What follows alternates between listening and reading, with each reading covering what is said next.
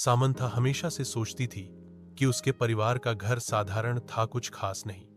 एक शांत पड़ोस में स्थित यह एक आरामदायक 2 मंजिला घर था, जिसमें एक सफेद पिकेट बाड़ और एक अच्छी तरह से रखा गया बगीचा था। फिर भी जैसे ही वह दोपहर में धूल भरे अटारी में घूमते हुए उसकी नजर कुछ असामान्य चीज पर पड़ी।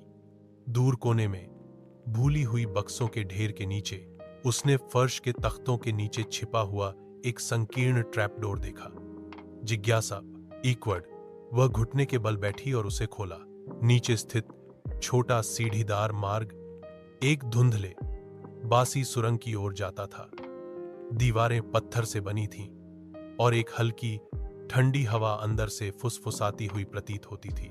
दिल धड़कते हुए सामंथा सावधानी से उतरी, उसकी टॉर्च अंधेरे को चीरती हुई। सुरंग उसकी उम्मीद से कहीं अधिक लंबी खिंची हुई थी, जो पृथ्वी के नीचे मुड़ती और घूमती थी। वह हिल नहीं सकी।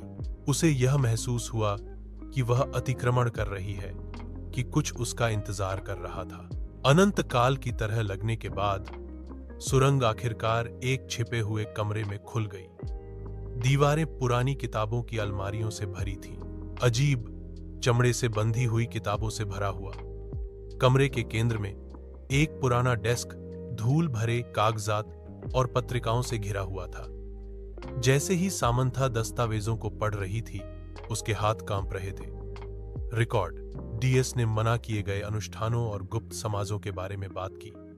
उसके परिवार का नाम बार बार उल्लेख किया गया। जितना अधिक उसने पढ़ा, उतना ही उसे एहसास हुआ कि उसके परिवार का इतिहास गहरे रहस्यों से जुड़ा हुआ था। रहस्य यह दफन रहने के लिए था।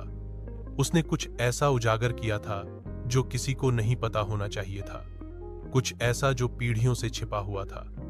जैसे ही खोज का भार उस पर पड़ा, उसने सबसे हल्की आवाज सुनी। उसके पीछे से आवाज आई, एक फुसफुसाहट, धीमी और ठंडी। वह अकेली नहीं थी।